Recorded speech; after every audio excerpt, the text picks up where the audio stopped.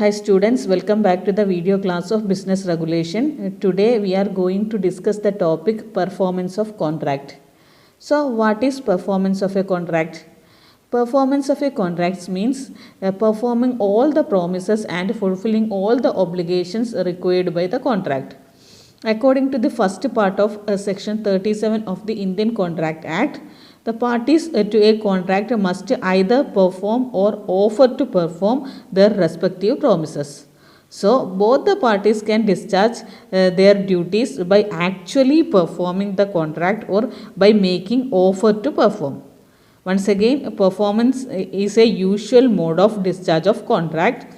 If the parties to a contract have done what they had undertaken to do as per the terms of the contract, they become free from further liability. So this is the just meaning of performance of contract. Now we can discuss the types of performance or modes of performance. There are mainly two types of performance. They are actual performance and attempted performance. Attempted performance can also be termed as offer or tender of performance. So now we can discuss each of this performance in detail. So take first one, that is actual performance. When both the parties have actually performed their respective promise or obligation, then the contract is said to be performed. And such type of performance is known as actual performance. In other words, when both the parties fulfilled all the obligation under the contract, then that contract is fully performed and that performance is known as actual performance. So, in this case, no performance is unfulfilled. All obligation under the contract is completed. Now, look this example. P agreed to deliver 100 chack of mangoes to Q, and Q promises to pay the price on delivery. P delivered the mangoes on the due date and Q thereby makes the payment. This is called the actual performance of contract. Now in this case both the parties perform their duties and obligation. So in actual performance there is no duties or performance is unfulfilled.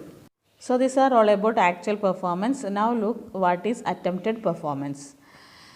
Where a promiser has made an offer of performance to promisee and the offer has not accepted by the promisee, it is called as attempted performance.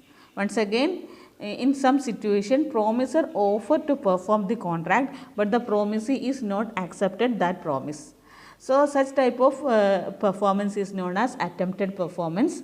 Section 38 of the Indian Contract Act explain what is attempted performance. Thus, an attempted performance is otherwise known as an offer to perform or tender. Here the promiser has offered to fulfill his obligation under the contract. The performance is not completed unless the offer of performance is accepted by the promisee. So in this case the performance is not completed because a promisee not accepted what promiser said. So these are all about attempted performance. Now look the example. A promises to deliver 100 bags of wheat to B.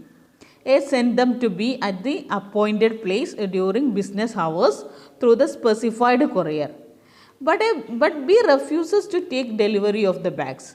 This is an attempted performance or tender on the part of A. Okay, these are all about attempted performance. Now I will just give you an example. It will clear you what is attempted performance. A promises to deliver 100 bags of wheat to B. A sent them to B at the appointed place during the business hours through the specified carrier, but B refuses to take delivery of the bags. This is an attempted performance or tender on the part of A. So in this case the contract is not completed because B does not accept the promise. This is an attempted performance. Now a tender or attempted performance may be of two types. They are tender of goods or service and a tender of money. So what is tender of goods or service? Suppose the attempted offer involves the supply of goods or services, it is known as tender of goods or service. So it is a kind of tender to perform a promise to do something. So in this case, promiser performed his duty, but the other party does not accepted it. We all know that a contract is completed only when one party offers something and the other party must accept it. Here promiser offered to deliver some goods or services to other party and the promisee refused it. So, tender of goods or service is a situation where the promisee does not accept a valid tender. So, in this case, promiser has some rights. They are: promiser is not responsible for non-performance of the contract. Promiser is discharged from his obligation. He need not to offer goods or service again. He does not lose its right under the contract. He can claim for his expenses occurred for delivery. So these are all about tender of goods or services. Now next type of attempted performance or tender is tender of money. If the attempted performance is for payment of money, it is known as tender of money.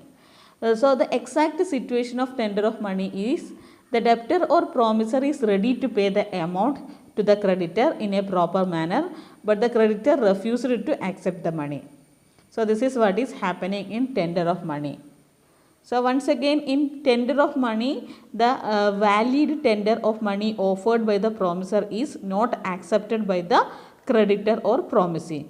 So in this case, offerer or debtor is not discharged from his obligation to pay, but he is discharged from his liability for payment of interest. So these are the two types of tender or attempted performance. Now the next topic is essentials of a valid tender or essentials of an attempted performance. In order to be a valid tender, there must be some essentials or conditions. This must be explained in section 38 of the Indian Contract Act. So they are: first one, it must be unconditional. A tender is unconditional when it is in accordance with the terms of the contract. If the tender is not in accordance with the contract, it becomes invalid. So a tender must be unconditional. Now the next one is it should be in respect of the whole obligation. To be a valid tender, it must be made for the whole obligation and not for a part of the whole obligation. However, a minor deviation from the terms of the contract may not make the tender invalid. So a good tender should represent the whole obligation. Next is reasonable inspection time. Promiser should give adequate time to the promisee for the inspection of the delivered goods. In other words, promisee should get a reasonable opportunity of seeing that the things offered is the same thing as agreed upon under the contract. So a reasonable inspection time must be given by the promiser to the promisee. Now the next one is it must be made at a proper time. The offer of performance should be made at a proper time. Next one is at proper place. Delivery of goods should be at the same place which is mentioned in the contract. Next is willing person. Tender must be made by an able person who can perform the whole promise. Next is to a proper person. A tender performance must be made to a proper person. A promisee or his authorized agent is regarded as a proper person. Next is proper form. It must be in proper forms. Forms may be decided by the parties while making the contract. Now the next one is exact amount.